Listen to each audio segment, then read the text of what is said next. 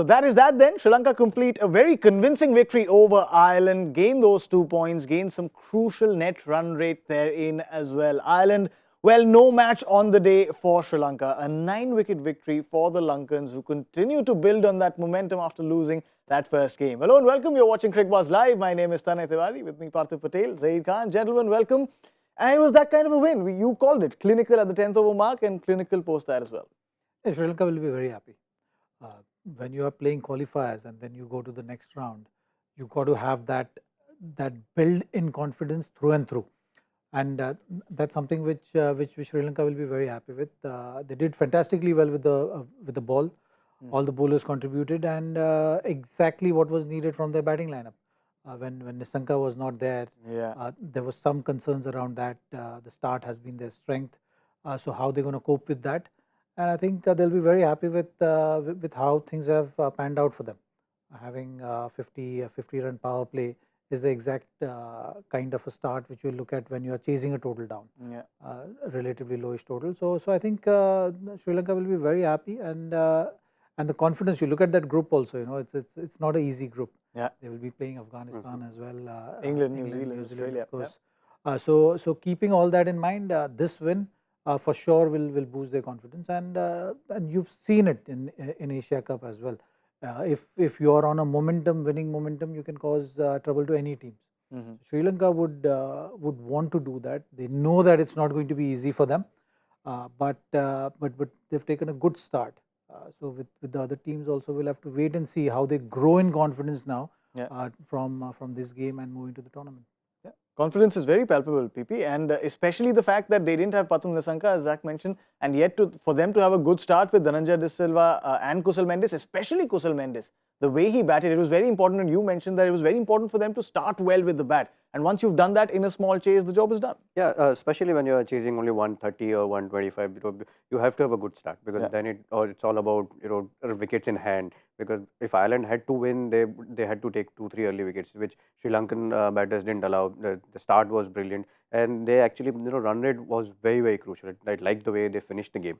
And they finished those 30 runs in last 3 overs. So which is great for them. And as Zach mentioned, it is so important, especially on a multi-nation tournament. You build a momentum. Once you have that, then you can ride on it, and it doesn't matter whether you're playing England, Australia, because if you'll play Australia next, you have to remember Australia coming out of a loss. So and a big one. So they would have their doubts, and here Sri Lanka would be thinking, yes, even in Asia Cup, no one gave us a chance. We won the Asia Cup. Here also, they are not the amongst most favorite to win tournament, but when you have that in T20 format, we've seen it.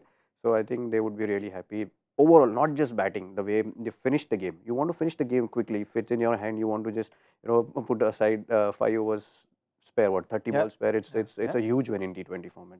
It will, and they now play Australia next, as PP mentioned, Zach, that who are coming off a very big defeat, who will be out there with the motive to win big, first of all, to kind of balance that net run rate. And there, perhaps Sri Lanka have an advantage of, first, no expectations. Australia are playing at home.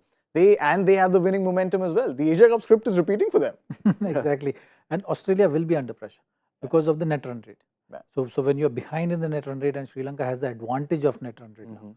So that is something which will always play in Australia's mind to deal with. In a tournament like this, now you know that that group is anyways looking like a tricky group. And you are behind in the net run rate. Things might go to net run rate. So you got to kind of anticipate that as well. So from that point of view, I think Sri Lanka, when they are playing against Australia, will definitely feel that they have that slight edge, and they can really take advantage of the under pressure Australian team, and pack that punch above their weight. I think it's most of the time it's the pressure of expectation, and that's something is the biggest pressure you feel. Then Australia has that pressure of expectation because they won the tournament last time. Now they're playing at home. Everyone's saying they're the most favorite to win tournament, and here Sri Lanka, they don't have any expectation. They have nothing to lose. So if you have that kind of attitude, I'm sure Sri Lanka is thinking that they have everything to gain from here. So they can be like free birds. They can go out there and play the way they want to play, and then enjoy the game. I think Australia would be under more pressure than Sri Lanka when they're playing. Wow, that's so correct also, because if you have a look at the points table, that is why we've kept hearing this from all of you, that it's very important in these big tournaments to start well. If you don't start well, which Australia haven't, look at where they're placed, and more importantly, look at that net run rate. It's a huge deficit to fill. And Sri Lanka, albeit they played a team that wasn't perhaps as good as New Zealand, and yet that net run rate will play on the minds of not only Sri Lankans but also Australians. And that's a big setback that Australia have to now kind of fill in for, Zach. Absolutely. So see, when you're playing against your home, in front of your home crowd, you always have that added pressure, I would say. You know, people talk about home advantage, but it can work in other way around as well. It can when be you don't have a counterproductive. great start. Yeah. So Australia didn't have a great start, where there were a lot of expectations on them. Yes, when you look on paper, they got a lovely side. You know, you have actually bettered from your previous World Cup win. That squad, most of the guys are playing again, so that always helps, because you kind of have that connect as well. Ji. You know, what are the things which you did right, what are the things worked for you. So those kind of things do work. From the last World Cup for them, they'll say, okay, we lost the first game in the previous World Cup as well, and you know that's something which they can take confidence from. But when you're looking at this group, I think it's not going to be that easy. And then Sri Lanka's spin twin, I would say, is going to have that slight edge. They can control the game. You've seen the Australians also at times. Maybe that's their weak spot. Yeah. Last game also against New Zealand, they didn't really play spin. Yeah. That well. So Santner picking up those wickets. So if the spin comes into play, and you look at this Sri Lankan bowling attack, they have two of them who can do that damage. Then they can control the game in the middle phase. So from Sri Lanka's point of view, it's about securing that power play. As a bowling unit, if they are able to secure that power play in the middle overs, is never going to be easy against them. I feel so. So keeping those things, Australia will not be breathing easy before they get into this game. They will have to cut out their homework properly.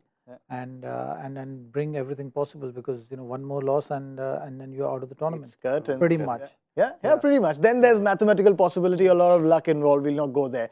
But for Ireland, I mean, we talked up Ireland, and rightly so, before the start of this game, because they played really well in round one to come here. But this has been the problem with Ireland, to not being able to graduate out of the group stages. You come into the group stages, but you can't graduate. What are the learnings from today's game that they'll take and perhaps try and get better at? I think just assessing the conditions quickly and then try and back yourself. I thought they didn't back themselves while batting. I thought wicket was very good to bat, and they didn't have the right options. They chose the reverse V rather than the front V. So probably I think that's something which they can learn from. And see, obviously they are a side that is still learning, right? They are still work in progress. You can't expect them to reach semi-final of the world tournament where there were only 12 teams. Everyone's so good there. So I mean, obviously they'll keep learning. They'll as much as they'll play. Probably look at Bangladesh, Sri Lanka, or Afghanistan. This side took about 10-15 years to beat international sides. They are beating them. Ireland is still beating them. But here I think these are the tournaments from there. They can keep learning and then try and improve every game. So they got 130. They try and see if they can get 150, 160 next game, and try and take positives out every time. Yeah, especially with the ball as well, Zach, something that you mentioned on Combox. You said that it's very important in a smallish defense to not give away those singles, because that just eases all the pressure away.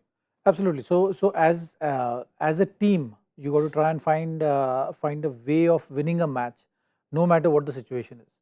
So when you know that, okay, you could have scored 160 runs or 165, and that would have given you a chance. But when you don't get that, you still got to have that kind of approach. That okay, fine, 130. How can I create a match out of us, a match out of this for us to win the match? Which is, you got to be very, very aggressive right from the word go. You got to think wickets, because in these kind of matches and totals, the only way you can stay in the game is by picking wickets. By taking the other team into that scenario, and what can you do to give yourself best chance of creating that situation. So which means that if the game is finishing in 15 over, if the game is finishing in 13 over also, and if you're losing, it's not going to have any impact on your journey. So those things, if you try, you will know where you stand. It's not about the standard or the quality of bowling. It's about creating or giving yourself the best chance of creating that kind of scenario. So I think for Ireland, that should be the lesson, that should be the learning which they should carry at this level. because when you're playing against these kind of teams, you can be overwhelmed. Yeah. And I think, today those glimpses were there. When you're looking to play, use the pace when you're batting, is tells you that that you're not confident of taking the bowlers on or hitting them in front of behind the bowler. Yeah. So that is something which is just a confidence thing. You will lose wickets, you will lose games, but at least it will give you a chance, an opportunity to compete at the highest level. Yeah. So those are the parameters I think you should keep in mind, and that's something which Ireland should look to do in this tournament.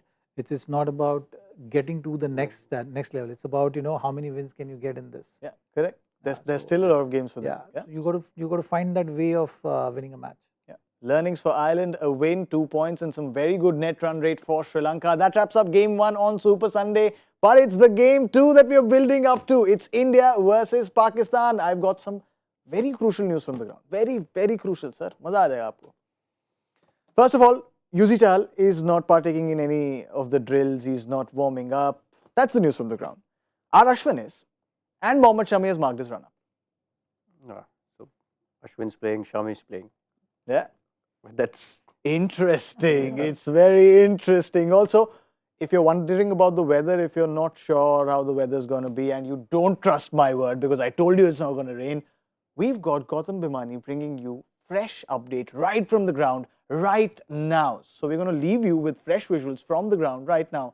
Go grab some coffee, come back in right again because this excitement is, well, giving me sweaty palms. These guys are very cool, but it's giving me sweaty palms. Over to you, GB. And go. As you can see, right here, exclusively on Cricbuzz Live, I'm trying to remain neutral here, but first things first. Why do I have these shades on? Because the rain they talked about, it's gone, it's sunny, it's bright, I'm being blinded here. And of course the atmosphere is sensational. Outside the G, people have come from absolutely everywhere, not just Mumbai and Bangalore and Karachi and Lahore, but all over the world. Let me come here to these fans from Pakistan. You've actually come from where? LA? LA, California. And just for this game, you've come all the way down. That's correct. Yeah. Is there a huge following for cricket in the US now? It is, yeah. It's growing. It's growing. We're getting more and more. And give me one reason why you think you guys will win tonight. Shaheen Shah Afridi. Shaheen Shah Afridi. Okay, I am from the green Modi's shoe is done. Gujarat. Let me go to the blue shoe now. The folks from I am Sydney, Modi's Gujarat. Navsari, Mumbai, but actually they live in Sydney. Come on, guys. How are you going to counter Shaheen Shah Afridi? Kohli! Guys, before he comes into bat, if he gets the top order out, He got Pandya.